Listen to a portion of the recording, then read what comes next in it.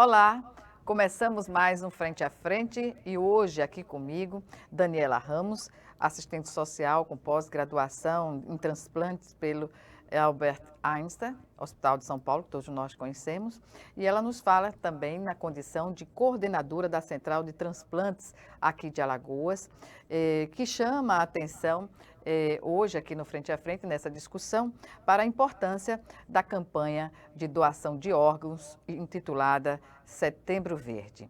Portanto, Daniela, eu agradeço a sua participação aqui conosco, mais uma vez, né?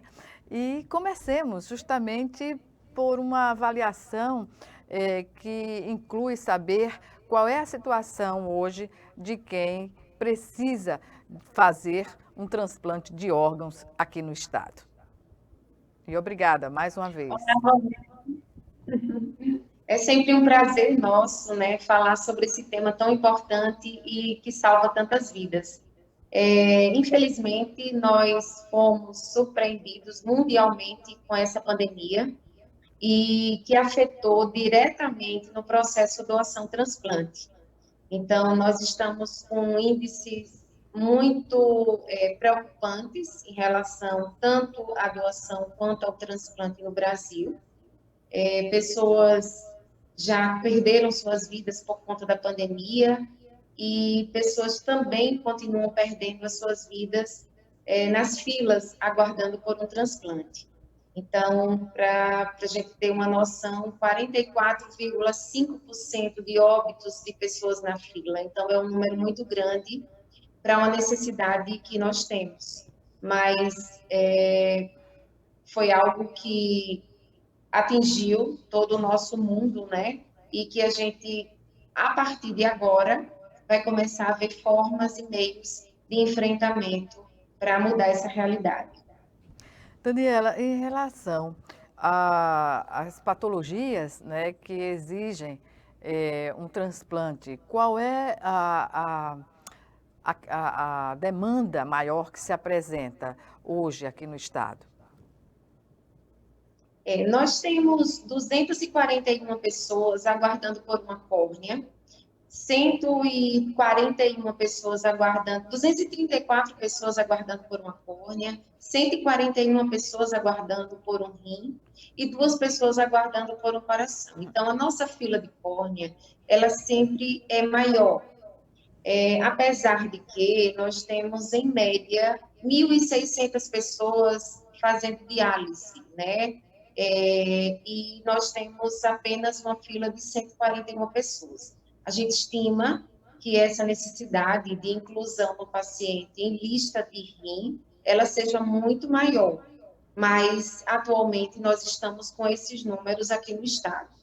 E coração, a gente tem 2 pessoas na fila e temos, assim, Gorete, estimativas de acordo com a Associação Brasileira de Transplantes.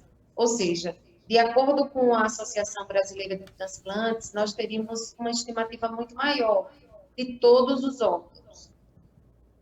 Pois é, o que mais, em situações normais, vamos pensar assim, porque a Covid foi uma interferência, né, que aconteceu, que ninguém esperava, mas em situação normal, Daniela, como a gente pode entender a carência que é constante de órgãos para essa função, para este procedimento? As pessoas, o diagnóstico, quem dá é o médico. Né? Então, quando a pessoa vai com alguma causa, porque o transplante, Gorete, ele é um tratamento terapêutico, né? Então, em último caso, ele é indicado. E também na medicina, é a única forma de tratamento que não depende só do médico, né? Da equipe médica para fazer. Ela depende de uma autorização familiar. Então, quando as pessoas, assim, de córnea, existem alguns fatores que levam ao transplante. Então, os médicos, eles avaliam e escrevem esse paciente em lista. A mesma coisa dos demais órgãos. Então, a gente tem essa inserção em lista sempre que tem necessidade, a gente tem esse aumento de casos inscritos em lista. E cada caso existe a sua particularidade. Por exemplo, o coração, ele depende muito da sua urgência. Então, tem pacientes que têm um tempo para receber aquele órgão, que pode morrer, né, se não receber a tempo. O rim, ele já consegue ficar ali na máquina de diálise ou da hemodiálise, fazendo tratamento, indo de 3 a 4 vezes por semana e sendo mantido. Então, quando tem realmente a doença crônica, já no grau muito avançado, a doença renal crônica, é escrito em lista. Do mesmo jeito, das córneas, né? Quando existe uma perfuração ou quando existem outros fatores que podem levar ao transplante, eles são também inscritos em lista. Pois bem, a lista cada vez cresce mais, não é? E nesse sentido, a sociedade poderia mudar esse quadro, não fosse o preconceito, no sentido literal da palavra, não é, Daniela? Sim, nossa legislação brasileira, ela hoje não permite que deixemos nada por escrito para se declarar como doador de órgãos, né? Então, no momento da fatalidade, somente a família pode autorizar. Então, muitas causas levam ao não do familiar. E Por exemplo. começando pelo desconhecimento da causa. Uhum. Então, no transplante de córnea, por exemplo, né, a necessidade de ter uma córnea. Então, quando o paciente vai a óbito, ele tem até 6 horas após o óbito para que a família autorize a doação dessas córneas. Então, nesse caso das córneas, não precisa o paciente entrar em morte encefálica, né, em morte cerebral. Então, os demais órgãos, os múltiplos órgãos, o paciente ele precisa estar na condição da morte cerebral, que é um processo irreversível. Então, o desconhecimento mesmo desse processo, que às vezes as pessoas têm muita dúvida, né, sobre a morte, confundem a questão do coma, da morte cerebral. Então, é o desconhecimento mesmo que leva muitas famílias a dizerem não à doação de órgãos. E o processo de doação, ele é burocrático no momento em que ele se coloca como necessidade? Ele, primeiro de tudo, precisa seguir a um diagnóstico, né? Precisa se fechar um diagnóstico de morte cerebral, como eu falei, que é um processo irreversível. Então, para você ter uma noção, Gorete, de 10 a 14% apenas dos óbitos que acontecem em UTIs que atendem pacientes críticos, geralmente as causas de óbitos são por traumatismo craniano ou acidente vascular cerebral, que é o AVC. Uhum.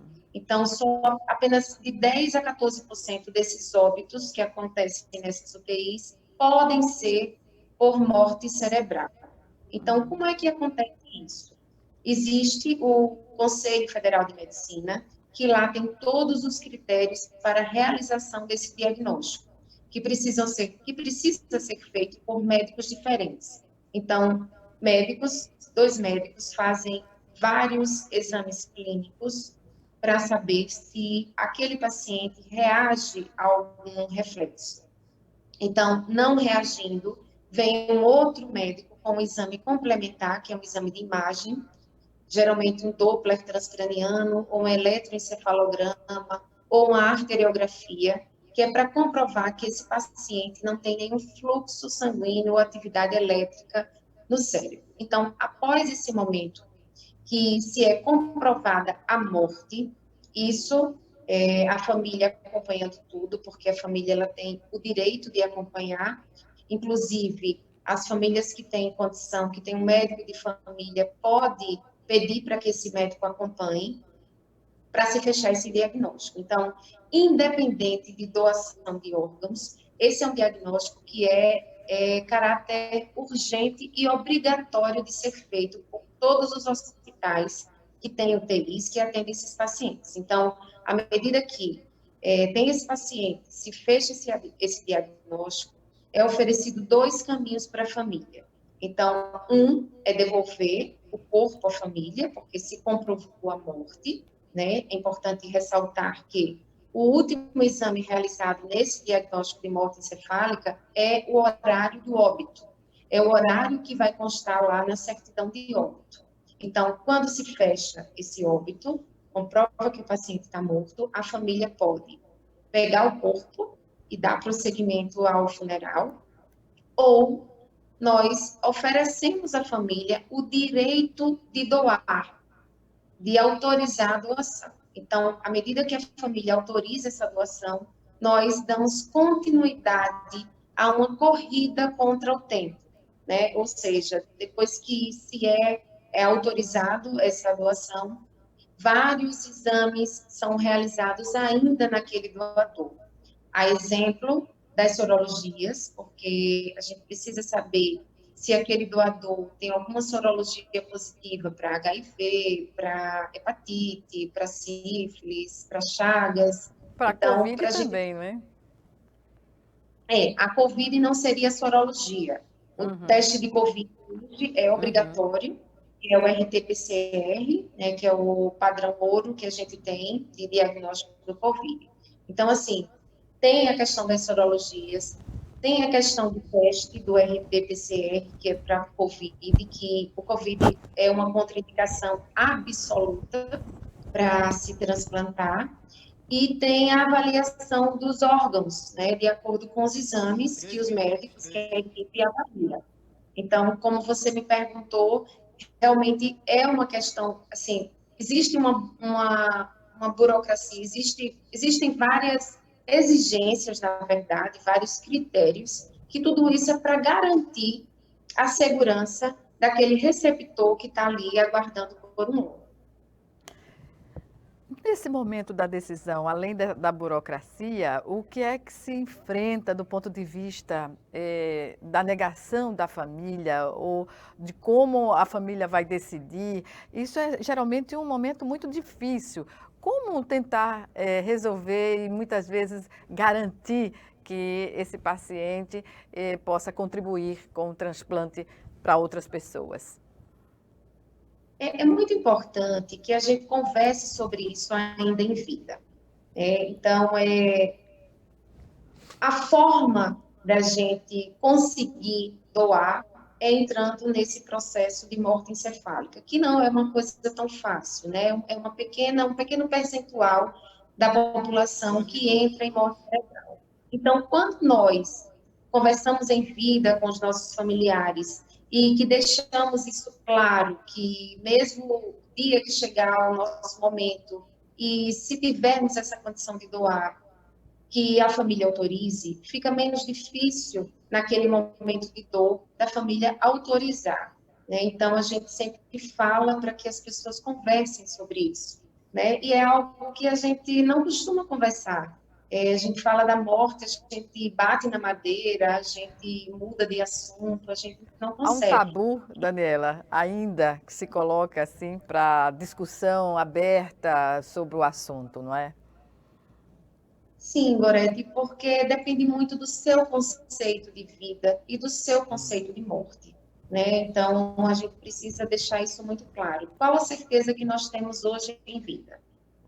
Que um dia vai chegar o nosso momento. Isso é um fato, né? E se existem pessoas que estão ali nas filas aguardando por um órgão, e esse é uma oportunidade de, mesmo depois que a gente morre, salvar outras vidas, a gente precisa mesmo encarar esses tabus, esclarecer esses mitos e conversar de forma mais natural possível, né, sobre essa questão e se declarar um doador para os nossos familiares.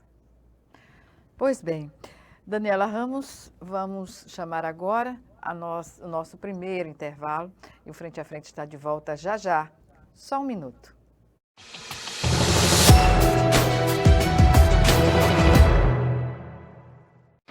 O MEC tem inovado muito na educação. Agora, existe um documento que assegura a igualdade na aprendizagem da educação básica. E todo aluno deve ser alfabetizado até o segundo ano do ensino fundamental. Para os maiores, tem 500 mil novas vagas de ensino em tempo integral, aulas presenciais transmitidas por videoconferência e o novo ensino médio, focado no projeto de vida do aluno. No ensino superior, tem um novo FIES, 5 novas universidades federais, 9 mil novas vagas e 100% dos recursos previstos liberados. São inovações de uma ponta à outra. E para continuar inovando, o MEC lançou uma plataforma que reúne recursos educacionais da internet para educação básica. Professor, inscreva-se no curso online e torne-se um curador da plataforma. Ministério da Educação, Governo Federal.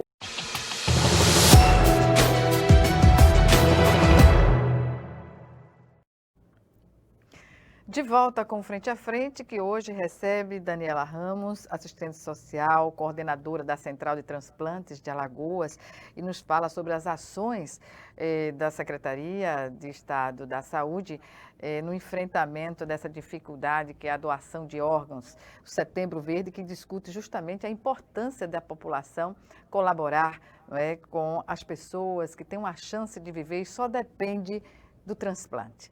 Pois bem, Daniela, em relação o secretário Alexandre Aires já tinha anunciado que o trabalho vai ser retomado agora. E está na ordem do dia o transplante também de fígado. Qual era o impedimento até então e como vai se desenrolar essa nova modalidade a ser feita aqui no estado? O transplante de fígado é um grande avanço que nós teremos no estado de Alagoas. Então, desde 2016, no final de 2016, nós começamos a captar o órgão, né? Mesmo não realizando o transplante no estado, nós captamos o órgão e ofertamos para a Central Nacional de Transplantes, que é no Ministério da Saúde, e lá eles fazem a alocação desse órgão para os estados, dependendo da ordem de priorização. E aí, quando o doutor Alexandre Aires assumiu a gestão, ele realmente, literalmente, ele vestiu a camisa, né, ele abraçou a causa e entendeu a importância da gente trazer esse transplante para o nosso estado, né, a realização desse transplante para o nosso estado, porque vários alagoanos, eles precisam sair daqui para realizar esse transplante no estado que não é o nosso. Então, finalmente, nós conseguimos, né, que a portaria 313, dia 7 de abril, ela fosse, nós fôssemos credenciados pelo Ministério da Saúde para a realização desse transplante. Então, por conta da pandemia, no momento que a gente recebeu a portaria de credenciamento, não teve a possibilidade de dar andamento, né, a essa questão, mas agora, com todos esses esforços para que o Covid, né, para que a pandemia tivesse essa queda no nosso estado, né, o governo do estado, a Secretaria de Saúde, o doutor Alexandre, não tem medido esforços para isso. Então, agora que a gente está com os leitos mais desocupados, que até a taxa de contaminação, nós estamos, né, o primeiro estado do Brasil a ter essa menor taxa de contaminação pelo Covid. Então, nós estamos nos reorganizando, Gorete, para começar esse momento tão importante, esse ganho tão importante para o estado, que é o transplante de fígado. Seguramente, até o final do ano, o transplante de fígado vai ser efetivado aqui no estado? É o nosso maior desejo que isso aconteça. A equipe, primeiro, ela vai inscrever os pacientes em lista. Como é que isso vai acontecer? Os pacientes que têm indicação de transplante, eles vão ser encaminhados à Santa Casa, que é onde vai ser realizado esse transplante a priori. Lá, a equipe responsável vai realizar uma série de exames necessários para poder inscrever esse paciente em lista. Então, uma vez que esses pacientes estão inscritos em lista, nós vamos continuar o nosso trabalho para que tenha a doação. Sempre ressaltando que para ter o transplante é preciso que se tenha a doação. E assim, Gorete, na condição do fígado, existe uma possibilidade da doação ainda em vida. A doação ainda em vida, alguns órgãos são permitidos, por exemplo, um dos rins, a medula óssea, né? Você ser doador de medula óssea, parte do fígado ou parte do pulmão. Mas nesse início de transplante no estado, nós vamos começar com a doação com o doador falecido. Então, é preciso que se tenha a doação, que a família autorize para que a gente tenha o transplante. Então, é um desejo muito grande, uma esperança que isso aconteça já o nosso primeiro transplante ainda este ano. Pois é, ter um banco de órgãos suficientes para que a necessidade ocorra e o Estado possa fazer o pronto atendimento. Importante destacar, Daniela, que essa fila única, ela é conduzida também pelo Sistema Único de Saúde, não é, no país? Cada estado tem a sua lista de pessoas que aguardam por um órgão. E essa lista ela é fiscalizada pelo Sistema Nacional de Transplantes, que é do Ministério da Saúde. Então, cada estado tem a sua lista, o paciente que está inscrito, ele não pode estar inscrito em mais de um estado, né? É um sistema que preza muito pela segurança, pela confiança da população, um sistema muito transparente, né? Que as pessoas que estão inscritas, elas podem entrar a qualquer momento e verificar o seu local em lista, a sua posição, se teve alguma recusa para que fosse feito esse transplante. Então, é um sistema muito transparente para garantir a segurança. Segurança em todos os aspectos, né? Porque nós temos aí a segurança à saúde, a segurança contra tráfico de órgãos, que a gente sabe que existe no país, né? É muito difícil essa questão. É mais um tabu, é mais um mito que a gente enfrenta, que é a questão do tráfico de órgãos. Porque o processo é tão minucioso que imagine, para você conseguir captar um órgão, o paciente ele precisa primeiramente estar numa unidade de terapia intensiva. Então, ele está ali ligado por aparelhos, sendo mantido por ventilação mecânica, por drogas vasoativas. Então, não é um paciente que está morto e pode retirar os órgãos para poder acontecer o tráfico, né?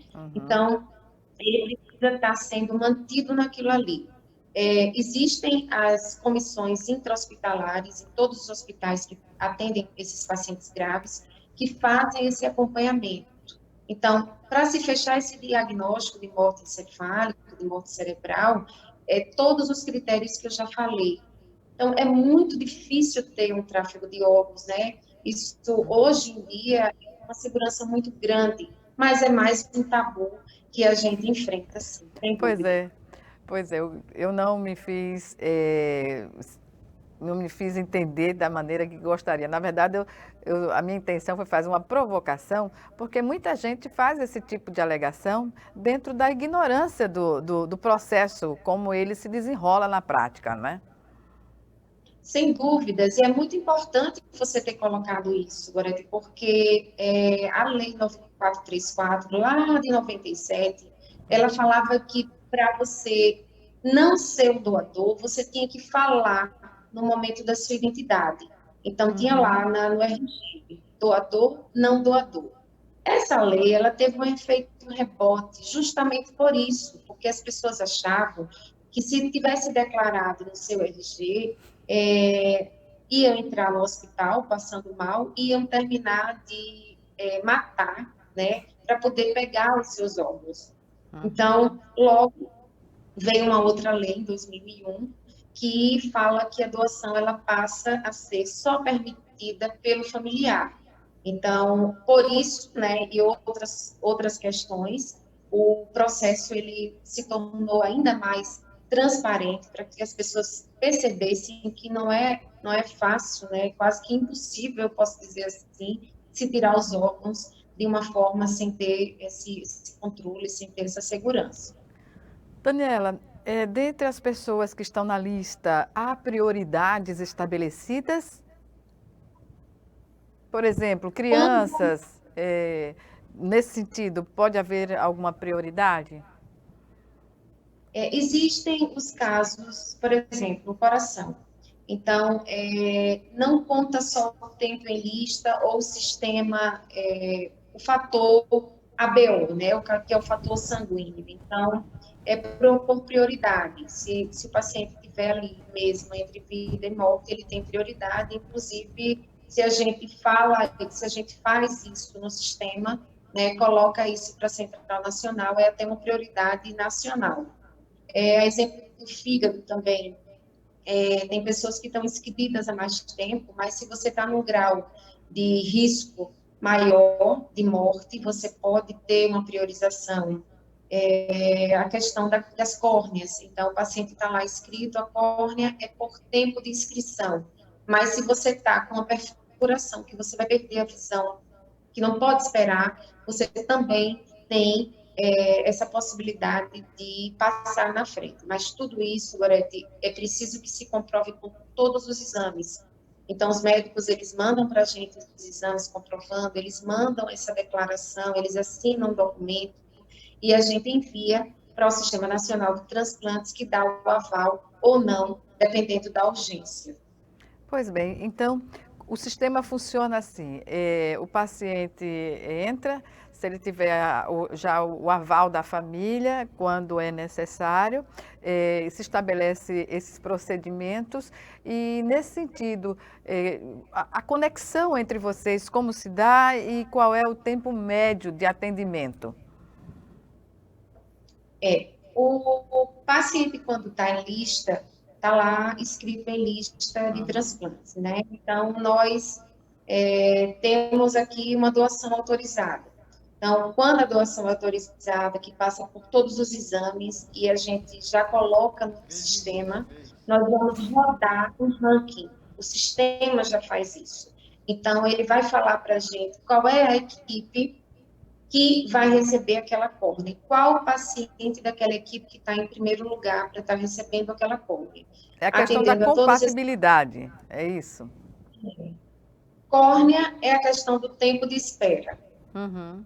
O rim é a questão da compatibilidade. Então, depende muito da compatibilidade. Existem os exames, exame de HLA, CrossMet, são exames específicos que são realizados para saber qual paciente que vai receber aquele rim.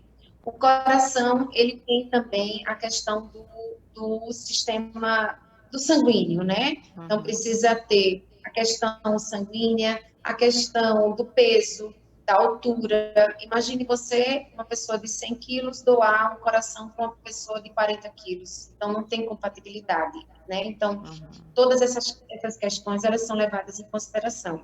Do fígado, a mesma forma, é o MELD, que é um sistema de... uma classificação que eles usam para saber sobre a gravidade. Então, cada órgão, ele tem uma particularidade. Percebe-se que há uma complexidade aí que corre contra o tempo a cada possibilidade de se efetivar um transplante, não é? Sem dúvidas, Gorete. É uma adrenalina, é uma corrida contra o tempo, é uma corrida pela vida. Porque depois que uma doação é autorizada, a gente continua um processo assim que a gente tem que, o quanto antes melhor. Porque a gente está lidando com um morto, tentando salvar aqueles órgãos que podem salvar outras vidas. Então, isso não depende de nós, né, da Central de Transplantes. Nós precisamos contar com vários parceiros, né, são os laboratórios que realizam esses exames, são as equipes de transplante que fazem essa ligação com os pacientes que vão receber, os hospitais, os centros cirúrgicos que precisam estar prontos ali, toda a questão da logística, da entrega do órgão, da captação, enfim, é uma corrida contra o tempo. Pois bem, vamos agora chamar o nosso segundo e último intervalo. Já já, o Frente a Frente está de volta.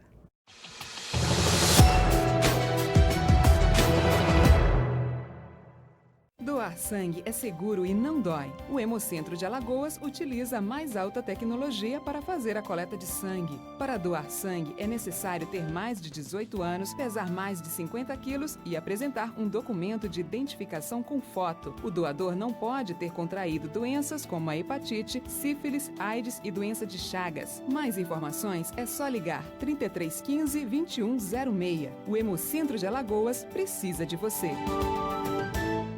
Calma, Chico, vai devagar. Você anda nervoso. Nervoso por quê, amigo? Baixaria. O que você fez ontem? O que tá acontecendo? Batendo na mulher de novo. Mas eu te tomei todas, perdi a cabeça, Não tem fiquei esse nervoso. negócio, não tem esse negócio de tomei todas. Aqui todo mundo toma e ninguém bate em mulher, só você. Bebida não é desculpa. Onde tem violência, perde a mulher que apanha, os filhos e você. Homem que é homem, não bate.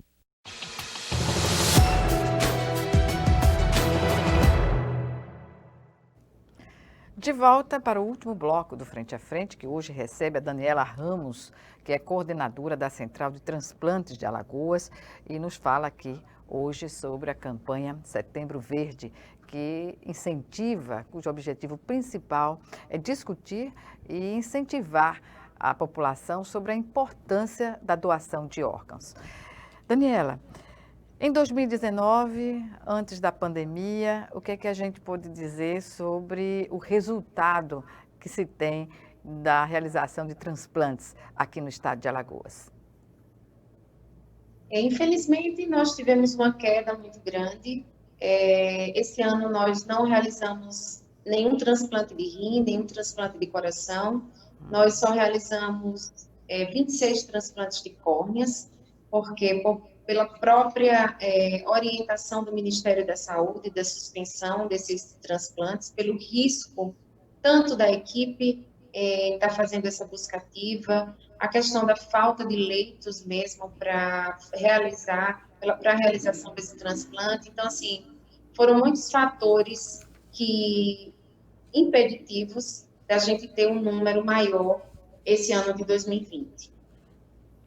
Mas 2019, como eu falei anteriormente, qual foi o resultado? Foi satisfatório do ponto de vista das perspectivas, das metas, digamos assim, que possam ter sido estabelecidas?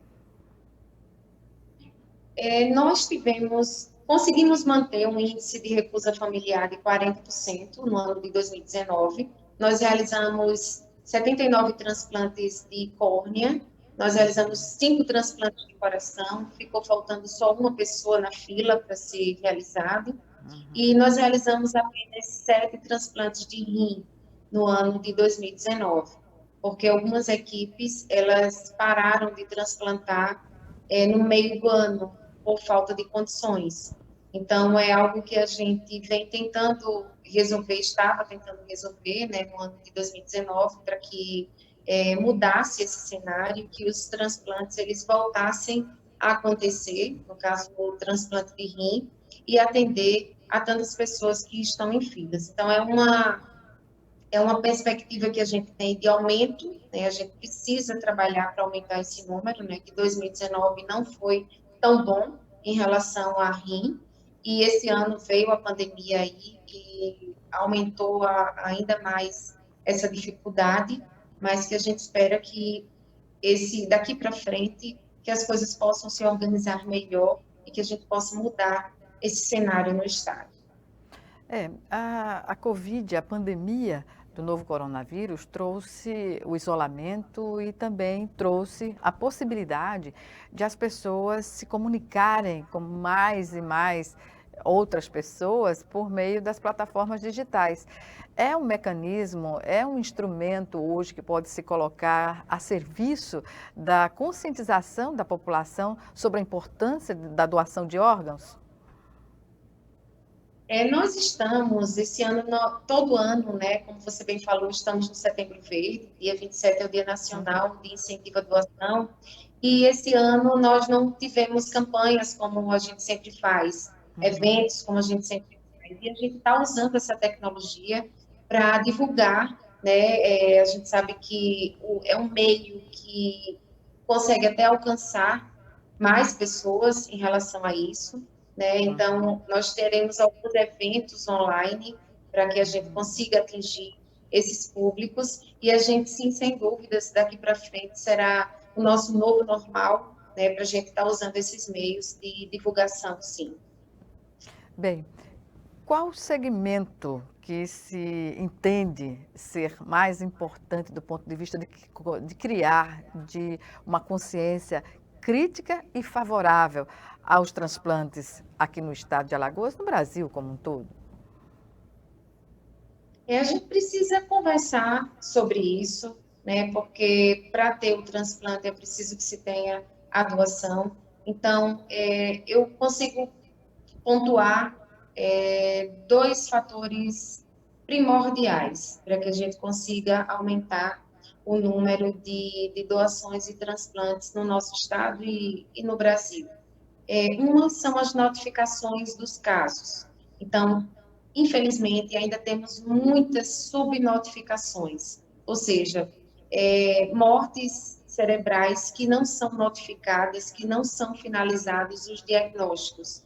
E isso nos permite ter menos casos fechados e menos chances para as famílias autorizarem, né? E a outra situação que eu pontuo é a questão mesmo da população, da gente conversar sobre o tema, esclarecer o que precisa ser esclarecido, para que a gente consiga falar de forma mais clara, para que no momento de uma fatalidade a gente se declare, né, um doador o quanto antes para os nossos familiares. Então, acho que isso, a gente aumentando as notificações e aumentando a conscientização da população com esse ato de amor, com esse ato de solidariedade, consequentemente, os transplantes, eles vão acontecer, vão aumentar e salvar tantas vidas.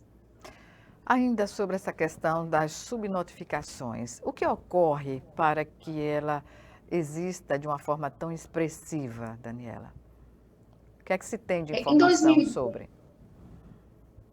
Em 2017, você vê, a lei do transplante é de 97.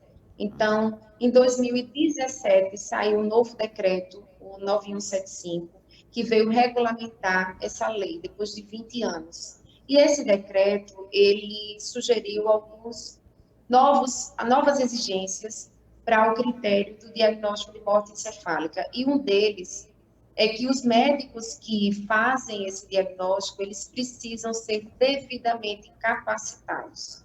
Ou seja, ou já terem realizado protocolos, realizado esses diagnósticos, pelo menos 10 protocolos realizados ou acompanhados, ou passar por esse curso de capacitação.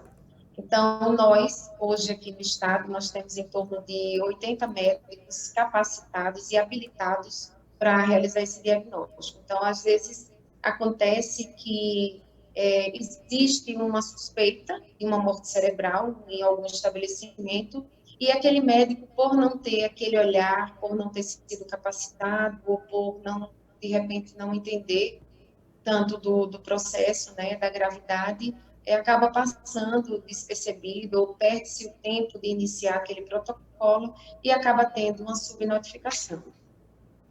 Mas esses protocolos, eles devem estar funcionando a contento, tanto em unidades como HGE, como hospitais públicos e privados, né?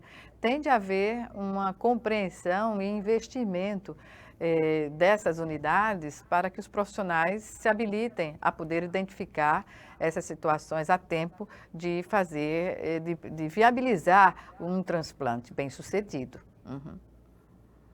Está lá no decreto 9175, é caráter urgente e obrigatório para que os estabelecimentos de saúde, os hospitais, eles façam essa notificação.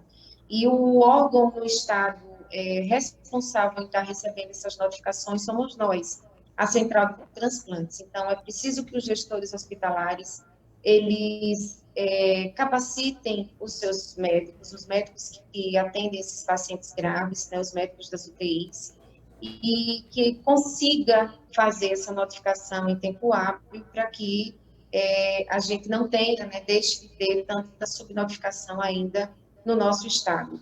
E, uma vez tendo essa notificação, tendo os protocolos fechados, que, como eu já falei, é um direito da família, a doação vem depois. Preciso primeiro que a família saiba se o seu ente querido está morto, o que é que foi, o que é que ele morreu, né, se realmente foi uma morte encefálica, e isso precisa ter um diagnóstico.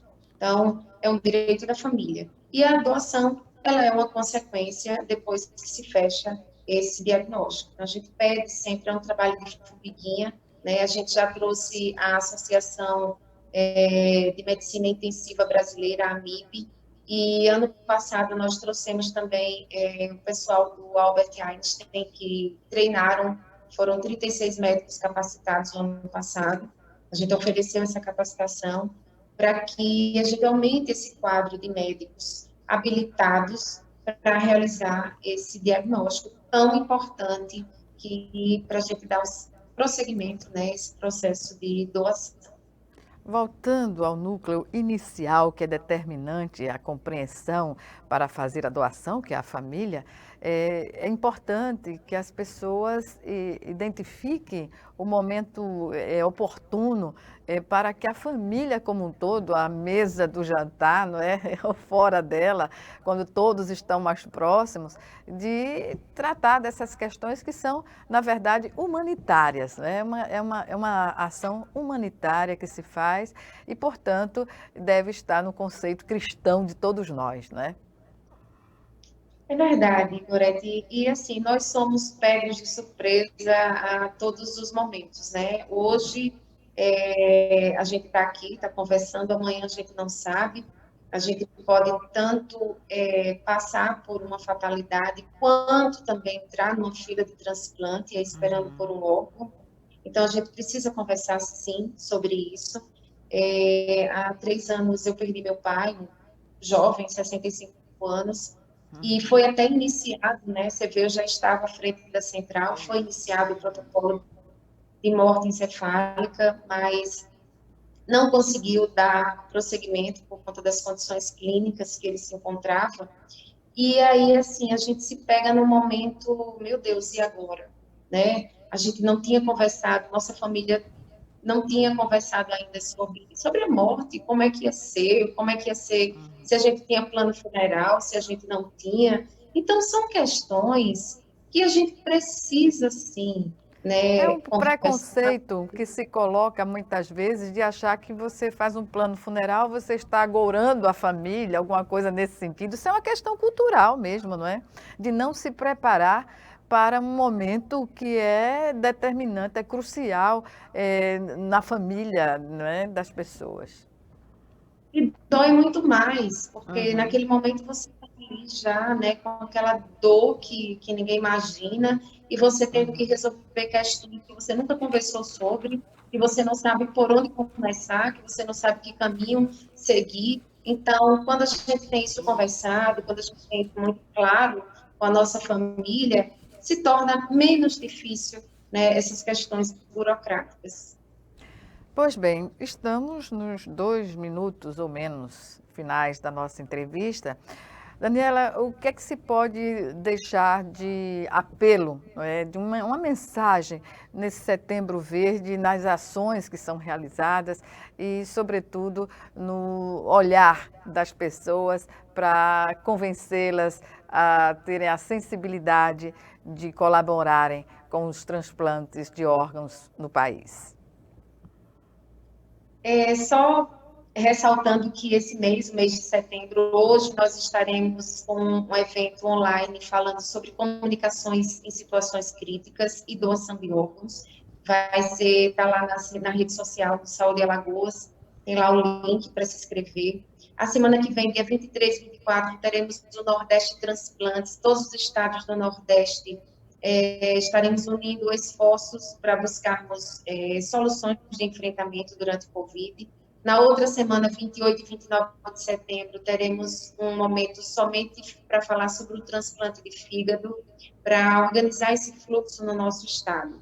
E, assim, falar, Gorete, que é um ato de amor, é um ato de altruísmo, de solidariedade, e o que eu consigo colocar é que a gente se coloque no lugar do outro, né? Que a gente perceba que, falando da nossa intenção de ser um doador, a gente pode salvar outras tantas vidas, mesmo após a nossa morte, e que a gente se coloque mesmo no lugar. E se fosse eu aceitaria receber um órgão de alguém e salvar a minha vida?